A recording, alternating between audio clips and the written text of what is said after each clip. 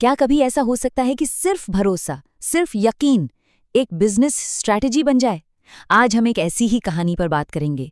एक कहानी जो एक बहुत ही सीधे साधे सवाल से शुरू हुई और एक बहुत बड़े कारोबार की बुनियाद बन गई। यही वो सवाल था जो जुनैद जमशेद की जिंदगी का एक तरफ से सेंटर पॉइंट बन गया।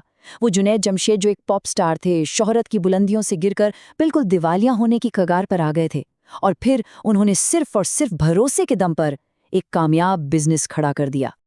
लेकिन देखिए, उनकी कामयाबी की कहानी को समझने के लिए हमें पहले उनके संघर्ष के उस दौर से गुजरना होगा जब वो बिल्कुल अंधेरे में डूब चुके थे। तो हुआ ये कि जब उन्होंने म्यूजिक की दुनिया छोड़ी तो उनकी जिंदगी जैसे बिखर सी गई। उनके पास कुछ भी नहीं बचा था सिवाय एक यकीन के।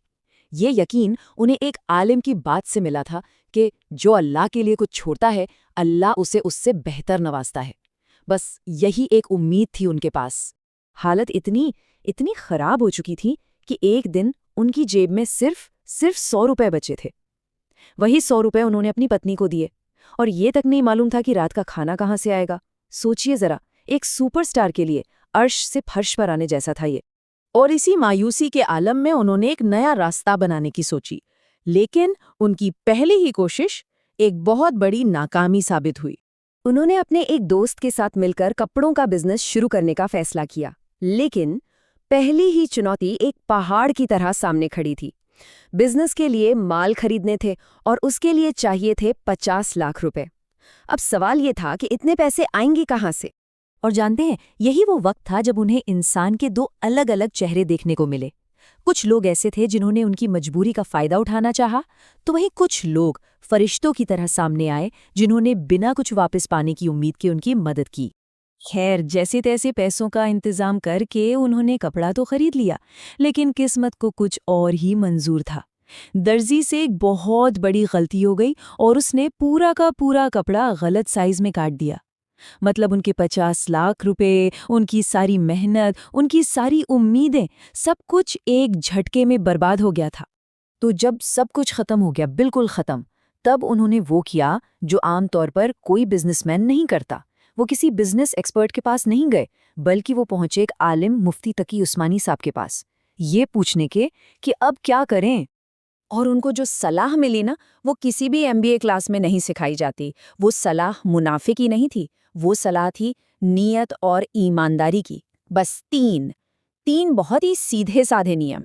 मुफ्ती साहब ने एक सीधा सा वादा किया, इन 3 उसूलों पर चलो और अल्लाह खुद तुम्हारे बिजनेस का तीसरा पार्टनर बन जाएगा। ये कोई बिजनेस डील नहीं थी, ये तो एक यकीन था, एक भरोसा था। तो बस इन्हीं 3 नियमों को अपने बिजनेस की नींव बनाकर वो वापस अपने काम पर लग गए। और फिर जो हुआ, उसने बिजनेस की दुनिया के सारे नियमों को, सारे लॉजिक को जैसे पलट कर ही रख दिया। वही कपड़ा, वही बर्बाद हुआ कपड़ा जिसे वो घाटा मान चुके थे, वही उनकी पहली कामयाबी बना। हुआ ये कि बांग्लादेश से एक खरीदार आया जिससे ठीक वैसा ही छोटा कटा हुआ कपड़ा चाहिए था, और वो सारा माल सिर्फ 2 दिन के अंदर 500 की जगह 600 रुपए में बिक गया। ये किसी चमत्कार से कम नहीं था। अभी तो वो अपने कपड़ों को दुकानों में रखवाने के लिए स्ट्रगल ही कर रहे थे कि उनके सामने एक और ऐसा ऑफर आया जिस पर यकीन करना मुश्किल था। पेशावर में एक बुजुर्ग ने उन्हें शहर की सबसे प्राइम लोकेशन पर अपनी 2 मंजिला दुकान लगभग ना के बराबर के किराए पर दे दी।